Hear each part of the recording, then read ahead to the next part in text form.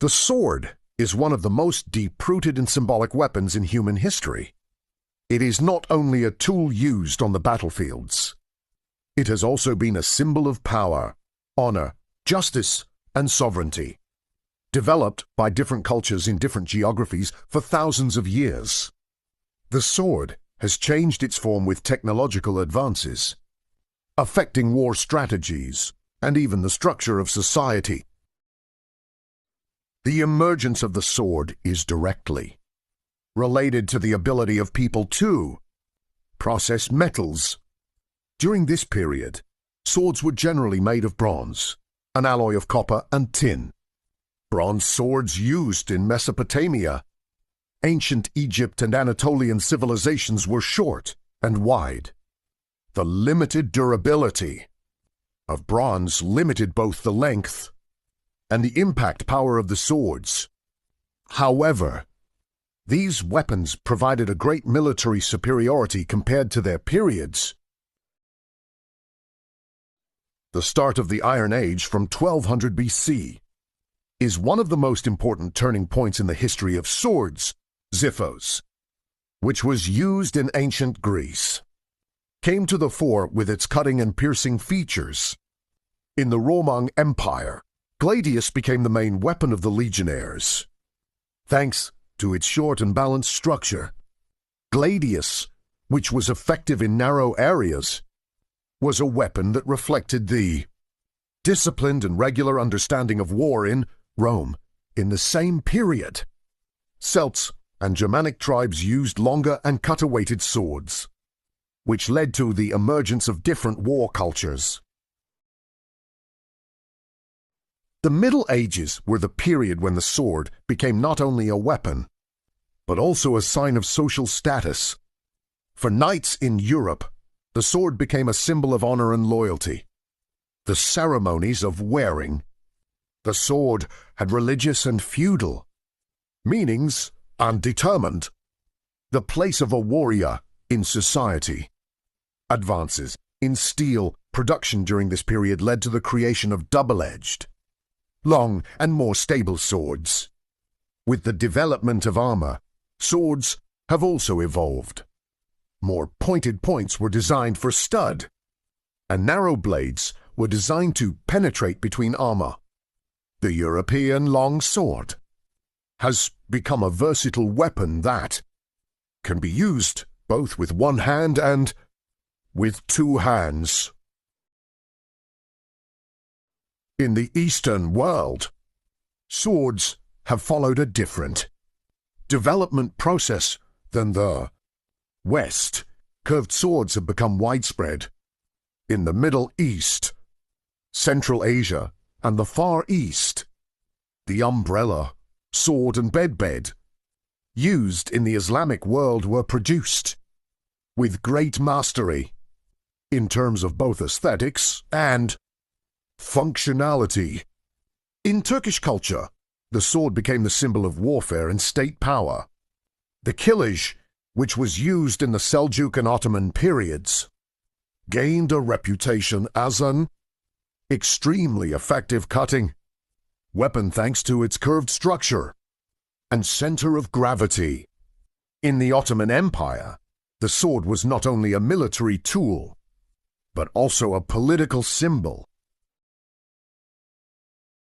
In the Far East, the sword is not only a tool of war, it is also an important cultural element that represents a deep philosophy, aesthetic understanding, and spiritual discipline. Especially in Japan, sword making has been accepted as an art branch that requires mastery, patience, and spiritual purification for centuries.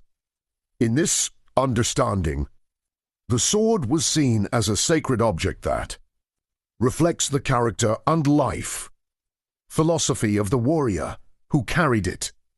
The most well-known example of Japanese sword culture, the katana, has become the symbol of the samurai class. The katana is not only a weapon used to defeat the enemy, but also a legacy that represents the honor, loyalty, and self-discipline of the samurai. For the samurai, the sword was considered the spirit of the warrior. So the protection and respectful transport of the sword was of great importance. The production of katana is an extremely complex and laborious process. Traditional Japanese masters fold and beat the special steel called tamahagane repeatedly to purify it from impurities. Thanks to this layered steel technique, the inner part of the sword becomes flexible and the outer part becomes extremely hard. Thus, the katana is resistant to breakage and acquires an extraordinary sharpness. The wavy pattern formed on the blade, namely hamon, is one of the most distinctive aesthetic features of the katana. Sword art in the Far East is not limited to Japan only. Swords such as jian and dao used in China reflect different concepts of war. In Korea, sword has a military as well as ceremonial meaning.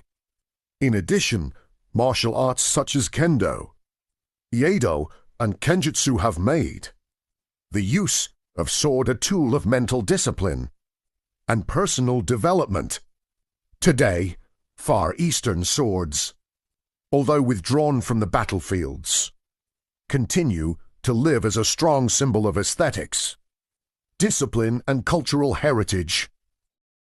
Since the 15th century, the proliferation of firearms on the battlefield has gradually reduced the military importance of the sword, while rifles and cannons neutralized armor. Melee weapons remained in the background. Despite this, the sword continued to be used in cavalry units and as an officer weapon for a long time. Today, although the sword was withdrawn from the battlefields, it maintains its cultural and symbolic importance.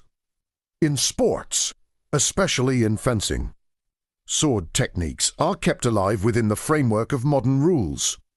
In addition, thanks to historical reenactments, museums, collections, and traditional martial arts, the sword culture continues to exist today. As a result, the sword is a unique symbol that reflects the technological, military, and cultural development of human history. During its thousands of years of journey, it has changed shape, adapted to the needs of different societies, and witnessed the story of humanity in every period. In this respect, the sword is not only a tool of war, but a living legacy of history.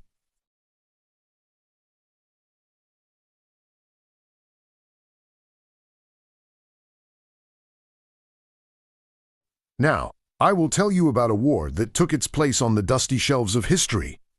1571 Lepanto Naval War, the last great sword war with the spirit of the Middle Ages. Location, Lepanto Bay, Greece. Date, October 7th, 1571. This war has a very special place in history.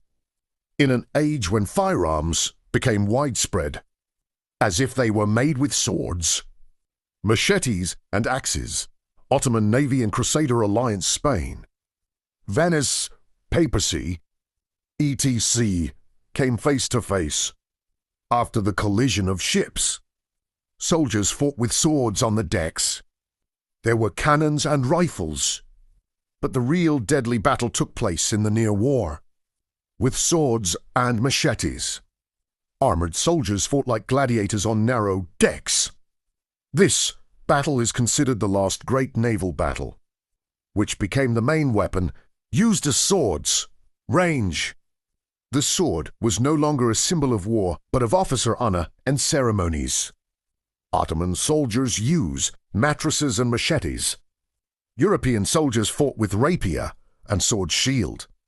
At the end of the war, the bay became a cemetery full of broken oars and swords. Thousands of soldiers died in areas too cramped to step back. In this war, the Ottoman Navy suffered a heavy defeat. Why is the story strange?